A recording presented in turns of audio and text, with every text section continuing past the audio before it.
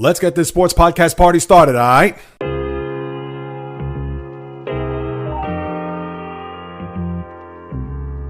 The J Reels Podcast.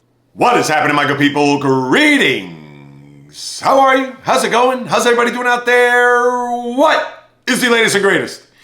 Hope everybody's doing well, feeling fantastic, in excellent spirits. What a difference a few days can make, as I'm riding high and excited as I can be, here to deliver an hour of my analysis on what the sports world has to offer, as this is the J Reels Podcast with your host, J Reels. For my first timers, welcome aboard. And for those who've been banging with me going back to the very beginning, somewhere in the middle, or even as early as this past Monday, I welcome you guys and gals back. And if you listen to the podcast on Monday, whether it be on Apple, Spotify, of course, the YouTube channel at J Reels, boy, was I in a feisty, cranky, bitter mood. Of course, the Mets lost a tough Game 3. I stood up till 1 in the morning to watch the Steelers on the final play of the game blow it as the Cowboys go into Araki or whatever, I can't even pronounce the name of the stadium. Heinz Field. Can we go back to Heinz Field, people, and have the Steelers lose a brutal game? And then now here it is. The sun is shining, although it is a little chilly outside. But again, it is October. What do you expect? As the seasons are now really shifting from the shorts and t-shirts to now hoodies and sweatpants. But as I sit here today, and as I take a big, giant, deep breath, and I have to exhale with nothing but utter, sheer excitement. Like the late, great, notorious B.I.G., a.k.a. Biggie Smalls once said, it was all a dream. And here it is, Thursday, October the 10th. And I still cannot even process what has taken place with this baseball team that resides in Queens. And if you recall, if you go back maybe 6-7 weeks, for those who followed me on this podcast, on this journey, 6.5 years, but just 6.5 weeks ago, where I sat in front of this microphone with nothing but excitement then and trying to change the narrative of optimism instead of being pessimistic, knowing that the Mets had their biggest road trip of the season, going to San Diego, ironically, a team that they could possibly face come Sunday night, in Arizona. And the Mets suffered 2 brutal losses on that trip. A brutal loss on Sunday in San Diego where they had a chance to win 3 out of 4. And then when I was on this microphone the following Thursday after just an inexplicable loss by the Mets in an 8th inning where Edwin Diaz gave up a grand slam to Corbin Carroll where the Diamondbacks beat the Mets. And even then, as much as I was stewing and feeling it to the point where here's where the other shoe's going to drop, now as we fast forward to a week ago, this past Monday, 10 days ago, the home run by Lindor to punch our ticket into the postseason in Atlanta in the 9th inning where the Mets were down 3-0 in the 8th, scored 6 runs, gave up 4 in the bottom of the 8th, and then the heroics by Lindor. To a week ago today, as I sat in front of this microphone, and I thought, can the Mets steal this series in Milwaukee? They've already split the first 2 games. They had a shot to win game 2, and although it fell apart late, but you still had another game to make it up. And we all know what happened last Thursday night in the Cream City. This time, Pete Alonso, a guy who had to get off the snide in the worst way and was having a brutal game that night in Game 3 in Milwaukee. And all he did was hit a 3-run homer to propel the Mets into the NLCS against their heated rivals, the Philadelphia Phillies. And even on Monday, when I was cranky and I was just disgusted, thinking to myself, all right, can the Mets close out the series at home? And although history bode well for the Mets, because when you look at the past 2 postseasons, and in this round, where the wild card Philadelphia Phillies had to face the NL East winning Atlanta Braves in this same spot, and what did they do? They disposed of the Atlanta Braves in 4 games, where the Braves did not have a shot to go back to Atlanta in a winner-take-all game for their season in front of their fans. And boy, were the tables turned. The roles were reversed, where, yes, on Monday I was feeling it, but knowing that we had 2 games in our building, there was an opportunity for the Mets to not have to get on a bus to go back to Philadelphia to face Zach Wheeler in a Game 5 to see whether or not they were going to be able to get to Southern California for an NLCS. And as it was, Tuesday was pretty much a cakewalk of a game. Pete Alonso leading the brigade with a home run there to start us off. And then Jesse Winker, who I think is still standing at home plate watching that home run as he hit it into the upper tank to make it 2-0. And Jose Quintana, I'm thinking about the old Red Sox Carlos Quintana. My apologies, people. So for Jose Quintana to go out there and pitch a stellar ball game, and for him to go 5 2/3 into that 6th inning where the Mets broke it open thanks to Starling Marte with the base hit that brought in those 2 runs, which were critical. And then the Mets tacked on. They end up winning 7-2. And you're thinking as you go into yesterday's game, if they could just somehow get this game, because the last thing the Met fan and, of course, the players themselves want to get on a bus to go down I-95 to Philadelphia to have to sit on a Game 4 loss in order for them to face their former, maybe not teammate, but their former player before he signed a long-term deal with the Phillies, and although signed another one this past offseason, and a one Zach Wheeler, who has certainly found his footing as a starting pitcher here in Major League Baseball, and especially one of the tops in the National League. And as it was, when that game was unfolding yesterday, bases loaded in the 1st inning, no runs. Bases loaded in the 2nd inning, no runs. And albeit with 1 and no outs. And you thought to yourself, after those first 2 innings where Ranger Suarez was dodging missiles and really on the doorstep of having the Philly season just implode right there in the first couple of innings. And what that was a Met team that couldn't deliver. A Met team that just all of a sudden their bats went silent. And even though they had a little bit of a threat there in the 3rd, and then the Phillies struck with a run there in the top of the 4th, and it made me think, Mark Vientos, can you field a weak ground ball as you saw there in Game 2? Although he made amends with the 2-run homer in the top of the 9th there at Citizens Bank. But the same scenario where Bryce Harper broke for home, a slow tapper that he was able to field but couldn't make the throw to home to try to get Harper out. Would have been bang bang, would have been close, but everybody was safe. And now you had to see if you could get out of that inning with just the 1 run. And as it was, Quintana was able to do that, but then now you have a scenario where the building is going to start to get tight. And now let's get to the 6th inning. Because here is a scenario where bases loaded again. Nobody out. Bottom of the order. Francisco Alvarez, not a good at-bat as he hit a tapper to the mound. Can he take a strike? I know this is 2024, but the Philly bullpen, which was just god-awful in this series. And a lot of people thought that Philly bullpen was going to maybe stymie this Met run.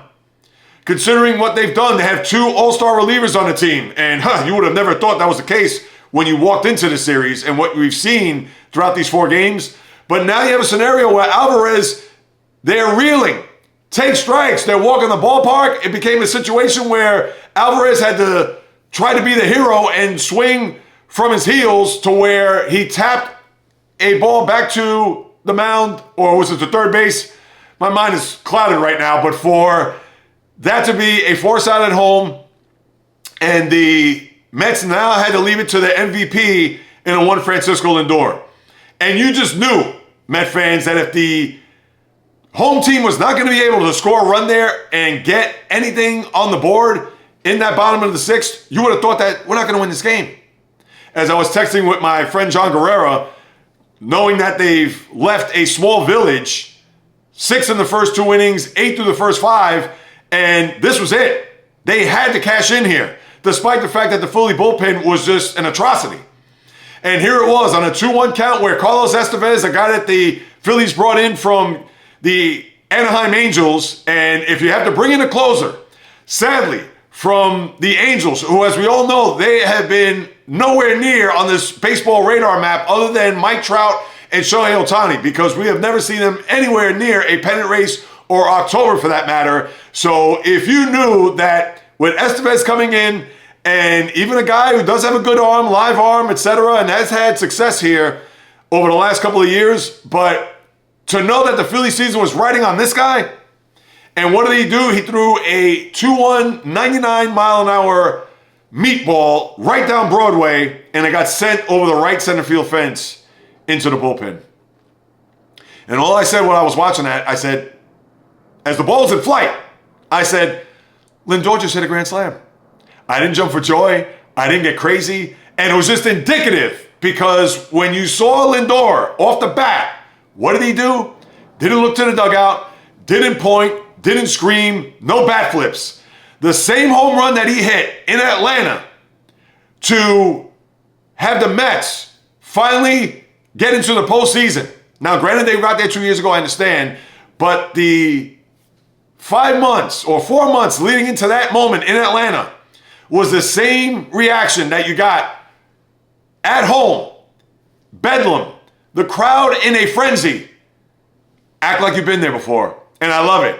And I get it that this is 2024, there's going to be bat flips and stare downs, and let's pimp the home run, take 20 minutes around the bases. I get it. And I've been more open to it than I've ever been because I'm a traditionalist. And I know I may sound like the old man get off my lawn, but I get it. This is what it is in 2024. Just like the wide receivers with the first downs, just like the NBA with the hand high in the air after shooting a three-pointer. I get it. This is how it is. We live in that microwave Sports Center highlight clip universe. But for Lindor to go around the bases as if it was a home run in the middle of May, I applaud you. And I thank you.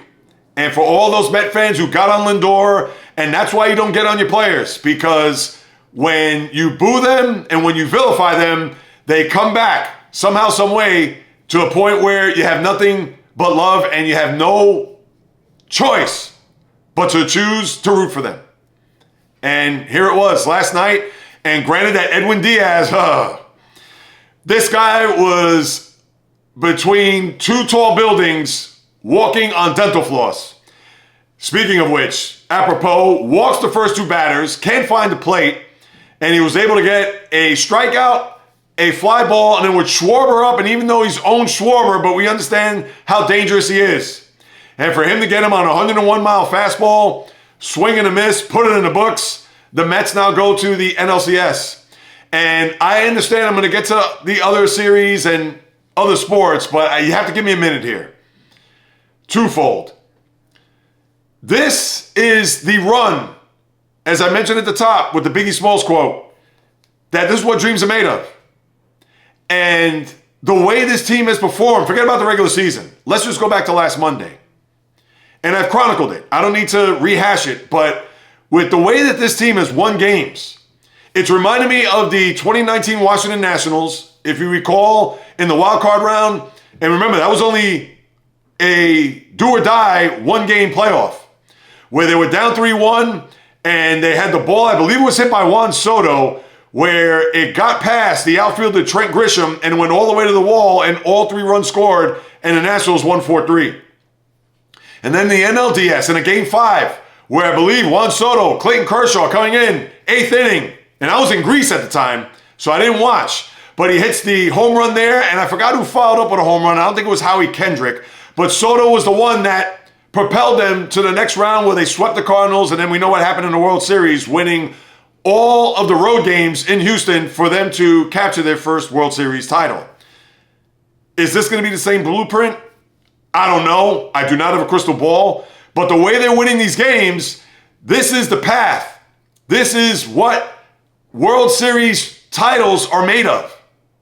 And I am not sitting here to make any proclamations, declarations, or dare I even say predictions. But it's starting to look that way. It really is. And everybody knows I'm the type of guy in the moment. I am not here to make any assessments or breaking out the pom-poms to think that the Mets are now going to take this thing all the way to the top of the MLB mountaintop. Not in the least. I've learned many lessons in my life. And I have the Met scars all over my body. And if you're watching on YouTube, I'm wearing the blue and orange. But I will say this. As much as I say it was all a dream, as much as I say I can't believe what's happening, oh my goodness, from one game to the next, it's one hero, Mark Vientos, to Francisco Lindor, to JD Martinez, to Pete Alonso, you name it. And the pitching staff. I mean, what is going on here?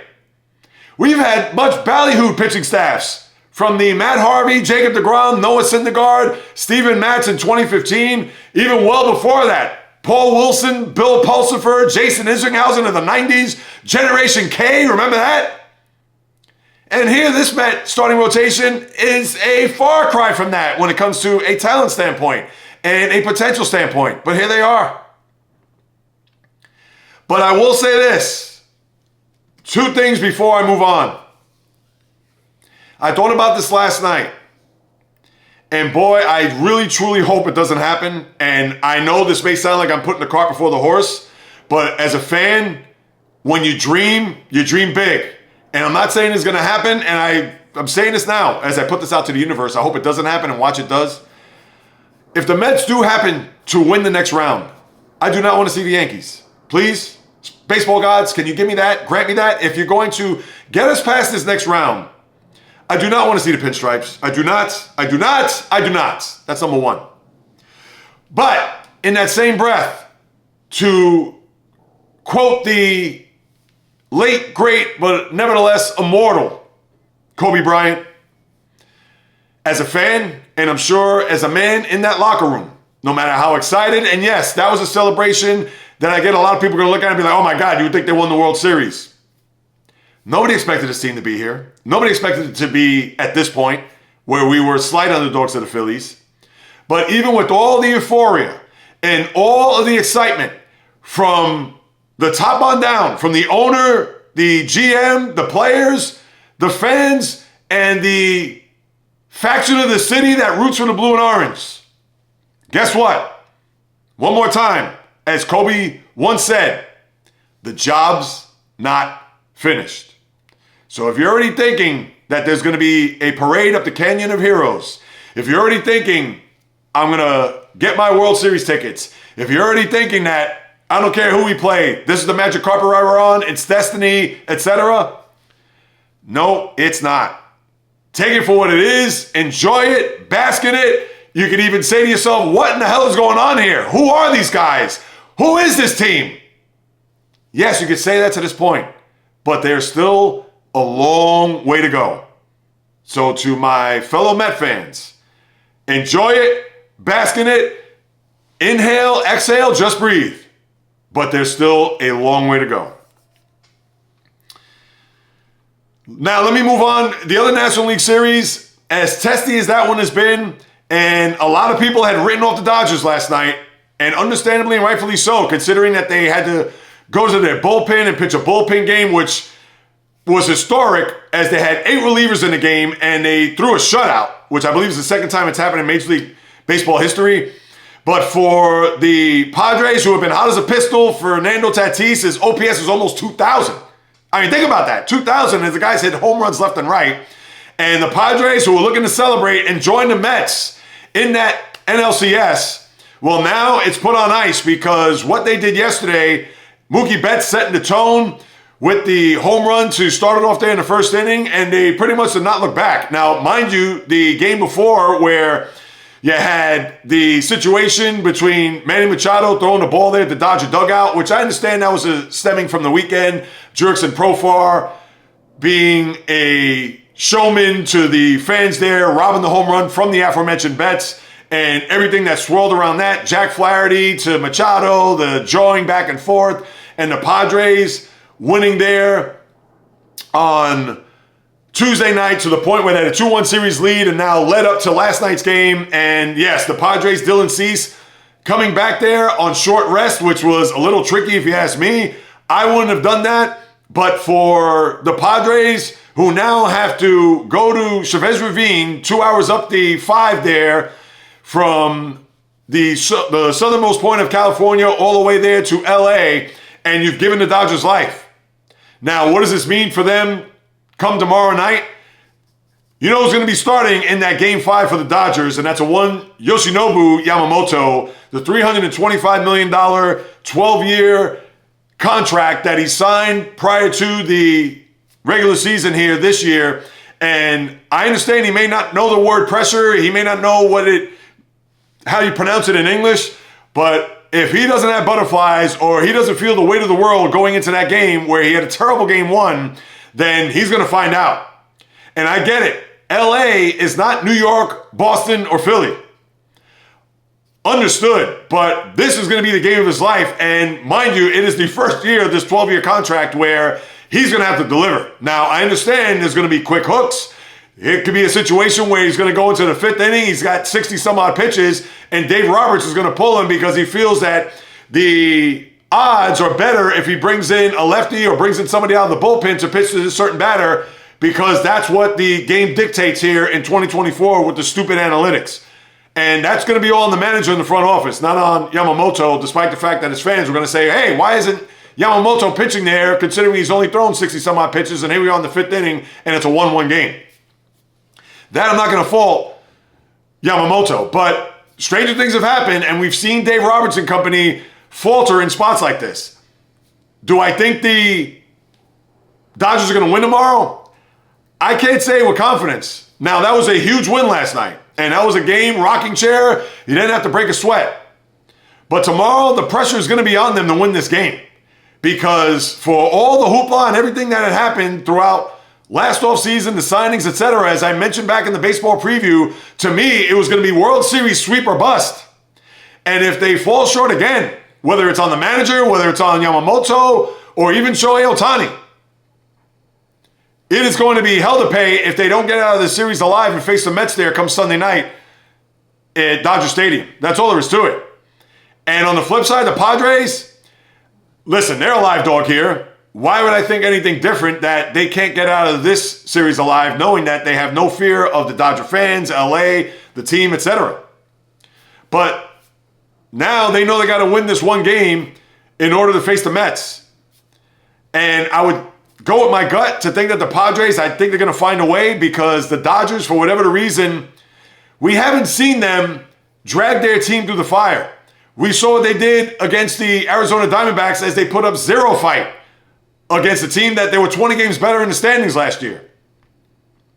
And then 2 years ago, another scenario where you felt that if the Dodgers were going to come out of that series against the Padres, and we knew maybe it was the Padres' time to finally beat the Dodgers, and we knew that they were a buzzsaw going in, and all right, it happens. But they didn't show any fight in that series, and here they are now. They live to see another day, and you would think they would do their best to seal the deal come tomorrow night. Now, who knows about Freddie Freeman? He tweaked that ankle there in Game 3 on that double play where he came down off the bag, and you would think it's going to be a game-time decision. I'm sure he's going to do his best to try to get in the lineup. But to me, I look at this game as a toss-up, but I would not be surprised if the Padres win. And if I'm going to go with my gut, I'm going to say them. Because I don't know about Yamamoto in a spot like this. Granted, you have a day off today, but they had to use their entire bullpen yesterday in order for them to get to this point. So I'm sure the the Padre batters, they're familiar with what's going to come as far as the pitches and what to expect here. So we shall see. And then as far as the American League goes, I'll start with the Yankees only because they're here pretty much in my backyard.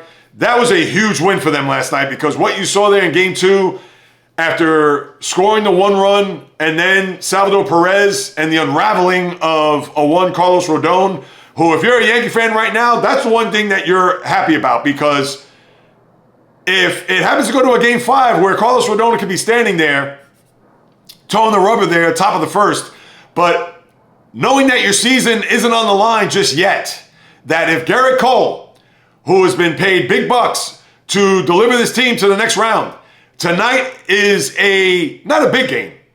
It's not even a gigantic game. It is a monumentally enormous game for Gerrit Cole. Because no matter how you slice it, Cole has not been great in a Yankee uniform in the postseason. Has he had his moments? Yes, he has.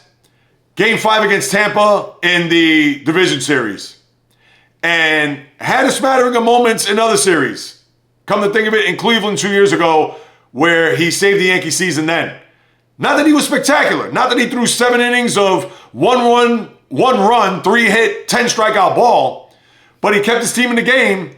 And even though aces aren't meant to keep your team in the game, but he didn't falter. But there have been plenty of other times where he did not pitch well. Game 1 in the wild card against the Red Sox there, as we all know. 3 innings. Out of here. As well as 2022, granted they were down 3-0 in the series, but he pitched a Game 4 where he had to be pulled in the 5th inning. Gerrit Cole's come to New York to be the man. And yes, he did win a Cy Young last year, but what did that get him? No postseason. So here it is. It's all for Gerrit Cole tonight, but going back to game 2, Royals go in there, win a game, and now they go last night to where low-scoring game, Yankees jump out in front, Stanton gets the double, they answer back, Yankees answer again, Royals respond, game's tied at 2, top of the 8th, Stanton comes up, and what does he do? Hits a moonshot to send the Yankees to the brink for a Kansas City Royal team that has to win or they go home. And look at Stanton. 3 hits last night. Soto's batting .300. He's also contributed as well. But I hate to say it, Aaron Judge, the playoffs have begun. You can now wake up and start hitting. What is he, 1 for 11 with 5 strikeouts? And he's had runners on base early innings, especially at home, and he hasn't delivered. Now, I didn't watch the Yankee game last night. I was wrapped up in all the Mets stuff, and the game ended later from the Yankee beginning of that game 3, and I was just wrapped up in all the post-game, whatever, so I didn't even bother. Sorry, people. I mean, listen, I don't need to go back to the Met train as I did just, 7 minutes ago or so? But now you have a scenario where Stanton, and he's had his moments in the postseason. Remember, he had that streak where he hit a bunch of home runs in consecutive games, and he's a guy that when he's hot, and he's on that streak, he's unstoppable. But we all know when he's ice cold, he's frigid. But not to say he's carrying the Yankees right now, but he certainly carried them to a win last night. And now Luke Weaver all of a sudden is Mariano Rivera. Here's a guy that's been all over the baseball map. St. Louis, Arizona, actually played for the Royals at one point.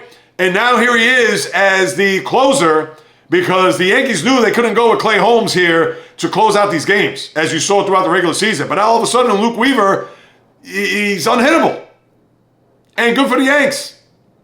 And tonight, one more time, Gerrit Cole, I'm not trying to say he has to go 8 innings, but he's going to have to pitch at least 6 innings, and I would even be more impressed if he goes 7 innings, shut down baseball. I don't want 3 runs, 6 hits, 8 strikeouts. No, that's not going to cut it. I want lockdown that the guy is an assassin. If I don't see that tonight, and if he gets pulled in the early innings because he's ineffective and the Royals jump out to, let's say, a 4-0 lead, I don't know what to say there. I'm going to have to destroy him even more. But let's see. And Judge, one more time, the alarm has gone off. Game 4 tonight, you could start performing to your what's soon to be AL MVP form. And for the Royals, I mean, what could you say? They're here. Let's see what they can do tonight. Bobby Witt finally got his first hit last night in the late innings when he tried to muster up a rally. But he's going to have to step up here. And let me just rewind a little bit, and I'll spend just 60 seconds on the Phillies. That is as bad and as bitter of a playoff defeat that you could ever experience. A team that went to a World Series 2 years ago, was on the brink with 2 games in their building, up 3-2 to an Arizona team, as I mentioned before, 84 wins. They lose there, and then now you lose this series where your bullpen was literally batting practice. I don't know how you regroup from this. Now, this isn't as bitter as Milwaukee losing that game last week to the Mets. But if you're a Philly fan, you have to be just flatly, highly disappointed. And I'll just leave it at that. Now, how about the Tigers? They are hot as a pistol, and how are they doing it? They have one stud pitcher, as we know, Tarek Skubal, and they're putting together bullpen games literally out of their ass, as evidenced yesterday. And whatever the formula that A.J. Hinch, the manager of the team, has, it's working. Similar to Carlos Mendoza pushing all the right buttons of the Mets. And now they're on the brink of sending the Guardians packing. And think about this. The first 3 games of the series have all been shutouts. And I think it's the first time it's happened in the postseason since 1905. Guardians with that 5-run first inning in game 1, they win 7-0. Tigers come back thanks to Kerry Carpenter with the 3-run homer and Skubal with his performance as they get a split in Progressive Field in Cleveland. And then yesterday, 3-0, Spencer Torkelson, the guy who was supposed to be one of these up-and-coming top prospects who has absolutely done squat since he's been in the major leagues, gets a big hit there to extend the lead. And now the Tigers are 1 win away from going back to an ALCS for the first time since 2013. And if you're the Guardians, it's time to wake up as well. Now, this is a team that's won, 92 games? Stephen Vogt, we've been astounded by how they performed this year, but now they're on the brink. And the Tigers, again, it's not as if they have a lineup that's going to scare you. There's no Maglio Ordonez of the 2006 team that went to a World Series. There's no Miguel Cabrera. They don't have big-time studs in that lineup, but they have enough that they've been able to string along hits and win these games thanks to their bullpen to where they're just 1 win away from going to the championship series. And if you're the Guardians, you would think they would respond here. I believe they're going to have Tanner Bibby, who's going to start, who pitched in game 1. So he's going to have to save the Guardian season here to try to get them to a 5th game on Saturday. And when I look at it, I think the Yankees are going to win tonight. I'd be shocked if the Royals won. I really will. And a lot of that's on Gerrit Cole. Because as an ace, I expect him to deliver. So if they win this game tonight, I'd be surprised. And there'll be a 5th game in Yankee Stadium. The Tigers, how could you dismiss what they've done here? And similar to the Mets, granted that the Mets have been on fire just like the Tigers have. And the buzzsaw that the Tigers have been pretty much since the early part of August, it's tough for any team to close out a team in their building or in the opposing team's building to save your season. And I know the Tiger fan, they're going to be rabid. The Tiger fan, they're going to do whatever it takes to push this Tiger team to the next round. And that may be tough to overcome for a first-year manager and for a team that does have veteran players, the Jose Ramirez's of the world, we know who they are. But whether or not they're going to be able to have some magic here, similar to what the Mets have done, similar to what the Tigers have done. The Royals right now, the clock is slowly close to midnight. But considering what the improbable runs of the two teams that have gotten to this point, can the Guardians create some of their own magic? And we're going to find that out today. But I don't know. I can see both of these series concluding here. I would like to see one of these two series go 5. We already have a 5th game in the National League. I'd like to also see a game on Saturday. I think the likelihood here, I would think that the Guardians have a better chance of getting to a game 5 than the Royals do. And that's how I look at it. So let's see. Let's hope that we do see a game 5 in the American League. And I would think the Guardians will probably have a better shot. I'd be shocked if the Yankees don't. But I will say this. If the Yankees do not win tonight, one more time, Carlos Rodon is your starter in game 5. And I'm sure every Yankee fan known to man is going to be biting their fingernails to the nub at the notion that if they don't close it out tonight, that's going to be the guy that's going to save their season. Now let me get to some sad news. Louis Tiant, the Cleveland Indian, Boston Red Sox, even played for the Yankees that one year, I believe it was in '82. But we know that delivery, it was almost Fernando-esque. And I would think that Fernando may have even gotten it from Tiant, although Fernando didn't turn his back to the catcher upon delivering his pitch to the plate.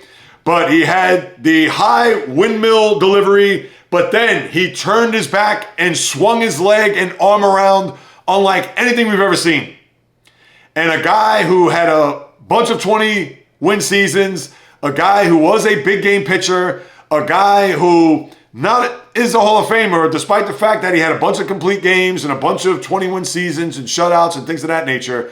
But because as successful and as good as he was as a pitcher, but he wasn't a guy that was Hall of Fame worthy when you look at his numbers. But Tiant, as we all know, with that delivery and the mustache, the handlebar mustache that he had, and was just a guy that brought a lot of energy, and people looked forward to watching him pitch because of that delivery. And unlike anything that you would ever see, and even though there have been some other pitchers throughout the years that try to mimic that or try to, whether it's sidearm or over the top, whatever it may be, but Louis Tiant died at the age of 83 the other day. Thoughts, prayers, condolences go out to his family, the Indians/Guardians, Red Sox, Major League Baseball, etc. And another legend. We've lost so many of them here over the last few weeks, and just a shame, whether it would be Pete Rose, as we know, and here Louis Tiant, who faced one another in that 75 World Series, dies at the age of 83. All right, let me turn my attention to the NFL as I put on my helmet and shoulder pads. And obviously the big news this week, especially here in New York, was the firing of a one Robert Saleh. And was it a little bit too soon?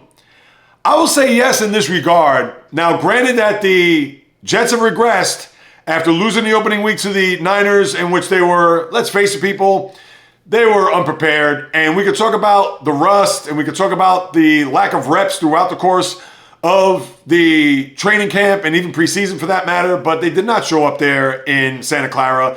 And then they had the back-to-back wins. They pulled a game, I don't want to say out of their rear end, but they had a big second half in winning in Tennessee. And then, I guess, a bit of a coronation, the home opener where they beat the Patriots, big whoop there. And then the back-to-back losses, inexplicable against Denver. And then on the other side of the pond to the Vikings, where Aaron Rodgers did not have a good game. But I thought that Saleh was going to get this game Monday night in their building against the Buffalo Bills, considering that the Bills have been reeling.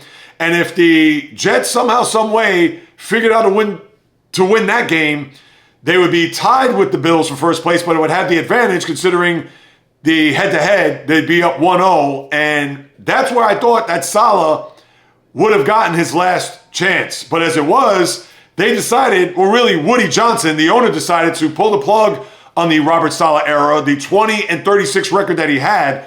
And he even admitted it was his choice alone. No input from Joe Douglas or from Chris Johnson.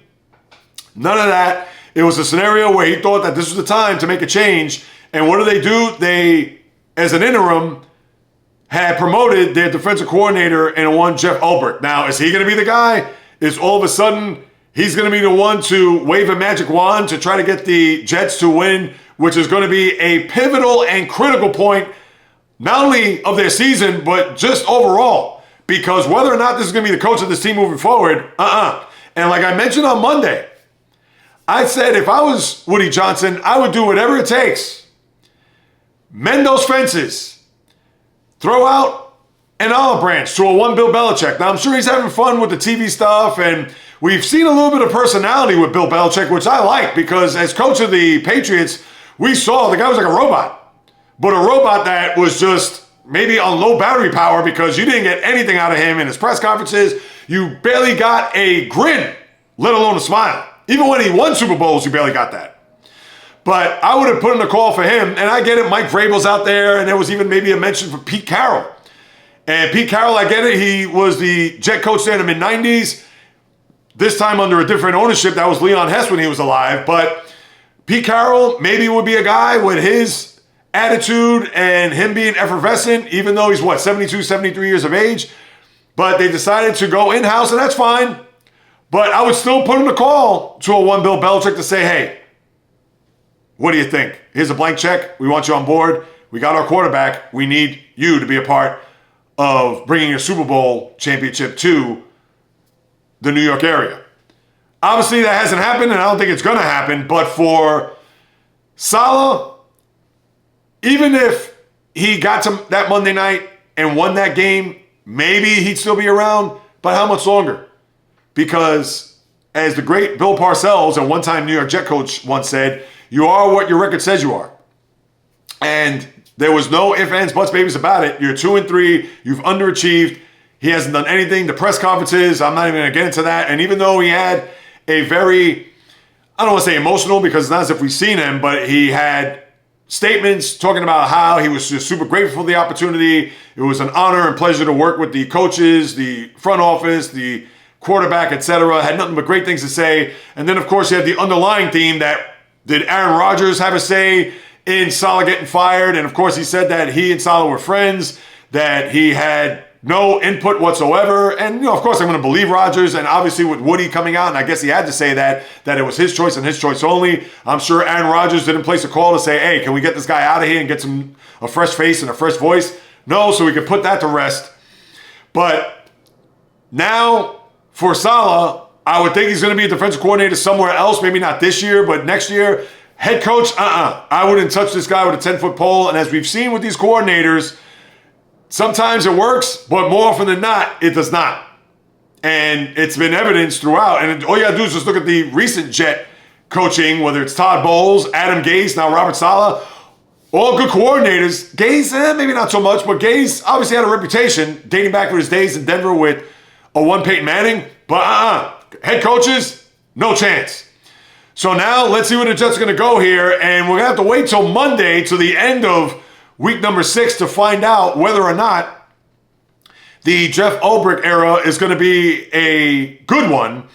But as we take a look at the schedule, you have a good game tonight, only because we're going to see what the Niners are made of. They're going to go up to the Pacific Northwest to face the Seattle Seahawks, who are reeling here a little bit as they've suffered back-to-back losses to the Lions there a couple of Monday nights ago, and then to the Giants, surprisingly, there on Sunday. So they're going to try to right the ship as best as they possibly can, because they know that here in this early part of the season, as we're approaching, in essence, a little bit past the third waypoint, but for the Seahawks, if they're going to be contenders or a team that we're going to take seriously, they must win this game tonight.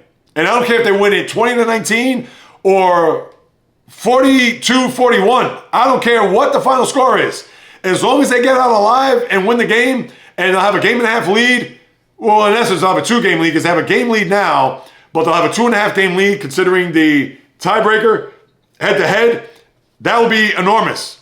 Now, it doesn't automatically mean they're going to win the division because there's still plenty of season to go, but at least we could think, as of right this second, if they do come out victorious, all right, they put the Niners at bay. They'll have a lot of work to do to just get back to first place, as opposed to the Niners winning a ho-hum game in Seattle. And therefore, we're going to look at Seattle as a bunch of paper tigers. And then the Niners, everything's going to be right in their world, despite the fact that they are banged up, that they are still trying to find their way in this NFL season.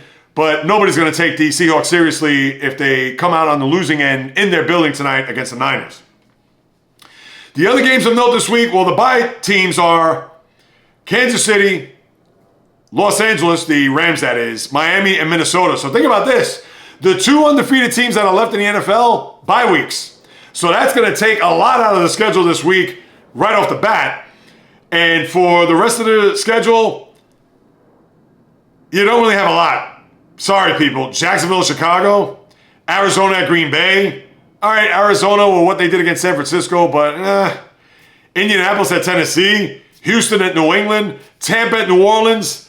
All right, New Orleans lost a Monday night game. You're not going to see Derek Carr. You're going to have Spencer Rattler there. So good luck to the Saints as the Bucs try to get back in the fold as far as winning here. I believe they came off a bye last week, did they not? So Cleveland at Philadelphia. All right, the one game that you have of note here, 2 games. Washington at Baltimore, where you're hearing a lot of the comparisons of Jaden Daniels to Lamar Jackson. I've heard more Jaden Daniels to Robert Griffin III, only because, of course, he was the quarterback once upon a time there in Washington. And even Daniels have struck down, don't compare me to Lamar Jackson, saying all the right things. I've done nothing. I'm just a rookie. He's won 2 MVPs. The whole 9, I'm paraphrasing, of course. But that is going to be an interesting test for a Commander team. And listen, if they lose a 27-24 game, and even if it's a backdoor cover, because I don't even know what the spread is, I would think that maybe off the top of my head, maybe the Ravens are favored by 3.5, 4. So if it's 27-17 and they get that late touchdown to make it 27-24, all right, good effort, no moral victories in the least, but it's not as if they got blown out. Now, if they lose 38-6, then I'll revisit that come Monday and say, hey, are the Commanders now frauds, or can they be taken seriously? That's something you have to think about, but I'm going to be interested to see how the Commanders and how many of the Commander fans are going to try to make their way into Baltimore to watch their beloved team, because at least they have something to cheer about. They have a quarterback that they can rally around, And now that the culture and the makeup of the organization is starting to shift here, especially with the quarterback in tow, I'd be fascinated to see how many Commander fans go through the Beltway to see if they're going to represent in full force there in the maroon and gold. So that's one game to keep an eye on. The other one is Detroit and Dallas. Now, Dallas gets that big win in Pittsburgh, as I talked about at the very top. And the Lions are going to try to continue to see whether or not they are going to be the team to beat in the NFC.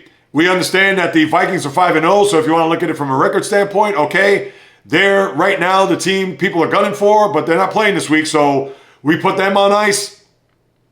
But Dallas, they have not won at home so far this year. They're 0-2, dating back to the playoff game, 0-3 against Green Bay. So you would think they're going to right the ship there and try to build off of that win in Pittsburgh. And the Lions, who last week I believe also came off a bye, did they not? Let me just double check that here as I look at both Tampa. Yes, I was wrong with Tampa. They actually won last week. My apologies, as they eviscerated the... Wait a second. Make sure I get this correct here, Jay Reels. We know Detroit had a bye last week, so all right, fine. No, Tampa, they lost to Atlanta there on a Thursday night. That's why, for me, I thought they had a bye. So, mea culpa, my bad, hand raised high in the air. So, Detroit, let's see, coming off a bye, as they got to go to Dallas. That's a big game there, especially when it comes to tiebreaker. If Dallas does happen to match their record at the end of the season, and if they do win a division, where it's not unlikely, even though they're trailing the Commanders at this present moment. And then your Sunday night game is Bengals-Giants. Yeah, I could avert my eyes from watching that one. And then your Monday night game is a very good one and fascinating one, as I talked about with the Bills and Jets. Now let me move to college football. As we know, there is a monumental game Saturday night, and it's good. 2 of the last 3 weeks, we talked about Georgia and Alabama there 2 weeks ago, but now you have a just ginormous game where Ohio State is going to play at Oregon. 7:30 NBC. You want to talk about this being the game of the year, and you actually have some very good games this week. But I have to highlight that one because that's 2 versus 3. Now, what does this mean for the big picture? Sadly, it may not mean much. Now, when it comes to seeding, maybe Ohio State, will they be able to leapfrog and get the number 1 seed? Same for Oregon if they beat Ohio State. Now, that depends on what Texas does, and you have the Red River Shootout where Texas and Oklahoma will go at it. And as we all know, that is going to be a big game. Oklahoma, as they're trying to sneak up in the standings, they're currently ranked 18th. So that's a game that a lot of people are going to look out for. 3:30 there on ABC. And for Texas, Oregon, Ohio State, you're going to see some impact there at the very top of the rankings, which is going to make for fascinating football. And then on top of all that, you have Ole Miss and LSU. So another game that's going to possibly impact when we talk about the big picture. Now, if this was a year ago, and this is where I was going to go here with Ohio State and Oregon, this possibly could have been a death knell in order to make it to the semifinals. But as we all know, there's no semifinal this year. We have the 12 teams, bigger tournament, and whether or not Ohio State wins at Oregon or Oregon blows out Ohio State, the grand scheme of things, we would think that these 2 teams are going to make it. And the same for Texas. If they lose at Oklahoma, what's going to happen? All right, they may drop down to 4 or 5, depending on what Ohio State and Oregon do. But their shot of getting to a national championship is not done in the least. And that would also be the same for a team like Ole Miss, who already had suffered a loss, as we all know, a couple weeks ago. But for them, if they win this game at LSU, that's going to propel them higher in the standings. And we would think that 2 of those teams are going to be out, whether it be Ohio State, Oregon, and maybe even Texas if Oklahoma does pull off an upset. So a lot's going to happen here over the course of Saturday. And, we're going to watch and follow any other games that I could really sink our teeth into when it comes to the Saturday schedule. Let's see what's happening tonight. You got nothing tonight. Sometimes you have a decent ESPN Thursday night game, but we know it's going to go up against the NFL. Now, other than that, there isn't really anything to discuss. Penn State at USC. Maybe Lincoln Riley could thwart the Nittany Lions there as they now moved up to 4th in the nation. And Penn State, we know, when they go up against big competition, for whatever reason, they fall short. More so in the Big Ten, whether it's against Ohio State, Michigan, etc. But let's see what they do at USC. That's also a 3:30 game, and I only put them on notice because Penn State, let's see if they can continue this good streak that they have and maybe, dare I even say maybe, be a team that could finish in the top 4 and not have to worry about playing in the bulk of the tournament to start off between teams that are going to be 5 through 12. So that's what happened with the college football. Let me turn my attention to a couple other things before I bid adieu. I'm going to not get into the NBA, nothing really to unpack there. NHL, as I lace up my skates, how about that? And then one other thing before I say goodbye.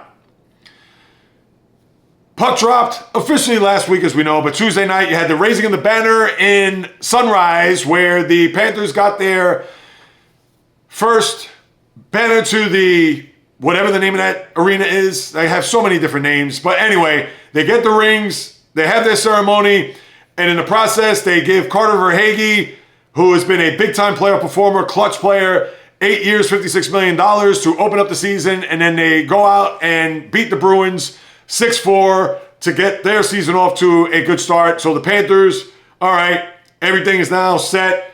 They continue their celebration there on Tuesday night and now get a win under their belt as they try to defend their title. But the two surprises that I have here, one being the Utah Hockey Club, as they're now known, the former Arizona Coyotes. Their first game at home, they beat the Chicago Blackhawks 5-2 as they now usher in a new era in the National Hockey League. Now, we don't know what the name of the team is going to be. The one team that I like was the Canyons. I know that could be a wordplay on a salacious and, dare I say, a sexually suggestive name. I get it. But I hate the other names. I don't want the Blizzard or the Yeti or maybe the Mountaineers, but that's a little bit too long. But I could see that. The Utah Mountaineers, maybe that one I think would fit well. But for Utah, and the only reason why I bring them up, because now they're in my neck of the woods over the weekend and into the early part of the week. The Islanders will raise the curtain on their season tonight out at UBS, where Utah will come in for their first ever road trip. So their first ever road game as a franchise will be at the UBS, and then from there they'll make their way east Saturday to the Garden to face the Rangers, and then under the Holland Tunnel to New Jersey Prudential Center there on Monday against the Devils. So I'll get a good look at them. Not to say I'm going to be watching every second, every shift, every game, but at least I'll get a sense of what the Utah Hockey Club will be like as I get to Monday, and we'll see how that unfolds. And then speaking of the Rangers, last night opened their season in Pittsburgh, and the reason why I look at this as a surprise, no, not the outcome that the Rangers won, but they shut out the Pittsburgh Penguins. And it made me think of this. The Rangers, as we all know, this is a team that's built to win now. They've had this window here where they made 2 of the last 3 years. They made it to the conference finals. They lost in bitter fashion to the Tampa Bay Lightning, and then last year to the Florida Panthers, as you know, sandwiched in between a 7-game series in the first round to the Devils. And for them to come out to not only make a statement, and granted it's game 1 of 82, so nobody's going to remember this game when you get to the middle of February, but for at least today, 6-0, Chris Kreider with 2 goals as he continues his offensive output from years past.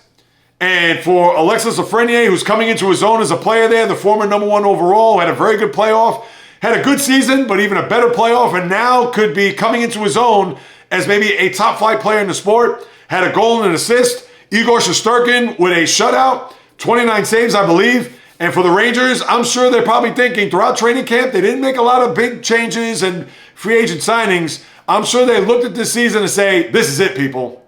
This, right now, is our season to win the whole thing. And for them to get off the deck to start their season right now, and this is a receipt that we could possibly hold on for later in the year, who knows? This could be a season where the Rangers, and granted, they are coming off a year where they won the President's Trophy for the most points in the sport. And I'm not going to say that they're going to do that or rival that, and we know that's almost a curse when you do that, but who knows? This could be an indication of what lies ahead for this Ranger team for the 2024-2025 season. I just want to put that on record, and let's see how that takes into shape.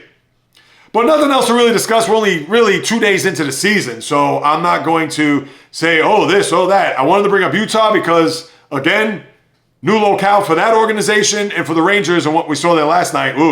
Maybe they're going to be a force to be reckoned with throughout this 82-game schedule. And then lastly, as I break out my tennis racket, and no, there's not a big tournament coming up. We all know that the 4 major tournaments are done for 2024. But for Rafael Nadal, we knew this day was coming. Yesterday, he announced in a statement, I believe it was a video statement, where he's going to retire at the end of this tennis season, which means there's a Davis Cup in November where he's going to represent his country, Spain. I believe they're playing Netherlands in that process. And all I could think of when he announced that was he's doing the right thing. B, his body has betrayed him here over the last year and a half, and obviously he knows that better than anyone of us could even try to assess. But for Nadal, as the Davis Cup will be his swan song, the first thing I really thought of was Roger Federer a couple of years ago when he had his final go-round, and with Rafael Nadal in tow, and how emotional that was for Federer. Even Nadal was sobbing, and I would think Federer will probably show up for that. We know Federer's retired. I don't think he's going to play, but I would think he'll be in the building for those final matches for the 22-time Grand Slam champ that Nadal is and was. And when you think about Rafael Nadal, you think about warrior. You think about a guy who went all out, as if he was playing for his supper, as if he was playing, as if that was the last match he was ever going to play. And we could think about all of the great matches that he's had. The French Open, obviously dominating the clay surface, winning 14 times out of his 22 Grand Slam tournaments. One of the great Wimbledons of all time in 2008, the, 5.5-hour match, the 5th tiebreaker set where it went Nadal 9-7, and just one that we'll remember forever. And Nadal winning all those French Opens, winning 2 Wimbledons, 2 Australian Opens, as early as, I believe, 2023, and then the 4 U.S. Opens that he won. The guy, please, one of the great tennis players that you'll ever see, and especially when you look at this era that is now slowly but surely starting to come to a close, and even with the one Novak Djokovic, who knows how much of a shelf life he has left in his wonderful career, as he's won 24 major tournaments. But Nadal, when you look at tennis's Mount Rushmore, and I know it's hard because you got guys like Rod Laver, you got guys like, you want to say Arthur Ashe. He may not be the winners that Pete Sampras and Djokovic, Federer, Nadal was, but we know how much Arthur Ashe, for what he stood for and what he meant as a person of color and passing well before his time. So many other tennis players, Bjorn Borg, John McEnroe, you can go on down the list, and you could really think of the greats, and maybe when it comes to a Mount Rushmore, maybe Rafael Nadal's face is up there. Now, you could argue that, whether or not. You would think Federer's up there. You could think Djokovic. You could actually even think those 3 guys that have been their rivals, that have been pretty much tied together at the hip over the last 20 years. You could argue that those 3 guys belong, based on their winnings, based on their success, based on everything, to be in Mount Rushmore. And you have one more left. Who would that be? Does that belong to Pete Sampras, who is the most prolific winner in the sport prior to the troika that came in and dominated tennis over the last 2 decades? You could certainly say that, but that's a discussion for another time, even though I bring that up now. But Rafael Nadal, I loved watching you. I'm a fan of yours. I'll be looking forward to the Davis Cup. I'll even try to tune into when you are down to those final couple of matches and see his send-off. And what a wonderful career. All the best to you and the next phase of your life and what you're going to do as you go off into the sunset. A tip of the cap and a clap for you, Rafa, as you had just a wonderful Hall of Fame, remarkable career. And now do it, my good people. Another episode just about in the books. As you well know, each and every Monday and Thursday on this microphone, into your earbuds, headphones, speakers, or through your laptop, phone, even TV for that matter, as I am truly blessed and honored to keep you apprised of what's happening in the world of sports, Thank you so much for carving out precious time out of your day to listen to what it is I have to say, or even watch what I have to say, what goes on in the world of sports. And like I mentioned at the very top of this podcast, if you haven't done so, please subscribe, rate, review. Throw me a few stars, write a review. Apple, Spotify, jreels.com. Also, the YouTube channel, people, please subscribe there. Trying to increase the visibility there. The subscribers, I want to get to 1,000. I want to cut the top of this hair, although it's looking kind of tame if you're watching on YouTube. But still, it's time to cut it. I've had it. So if you could go there, share it with your friends, family, foes, frenemies. Take a screenshot, send it to me on my social media platforms, whether it be Instagram, TikTok, Facebook, the J Reels Podcast, Twitter, X, JReels1, just a number. And if you want to hit me up with a question, comment, or suggestion, you could do so at those aforementioned social media sites, or the old-fashioned way, the J Reels Podcast at gmail.com. I'll be more than happy to follow up with you guys and gals, because whether you do or do not know, as I tap my elbow, this is what I do, people. It's in the blood. It's in the DNA from day one. Talking sports since birth. This is my full-time job. This is why I'm trying to blaze a trail, carve a path. This is why I need your help, people. And I implore you to follow, do all those different things, because I'm going nowhere. As long as I'm alive and breathing, this is what I love to do. I will continue to do this with nothing but fire, passion, energy, fury, with my thoughts, opinions, critiques, praise, analysis, feelings on anything and everything that happens on the world of the diamond, ice, gridiron, hardwood, golf course, racetrack, tennis court, boxing ring, octagon, you name it. From my lips to your ears, from my heart to your soul, from where I am to wherever you are, the J Reels Podcast always comes correct, direct, and in full effect. From the South Bronx to South Beach to South Central to South Pacific and all points beyond, peace, love, and God bless everybody. And until next time on the J Reels Podcast, on the flip, baby.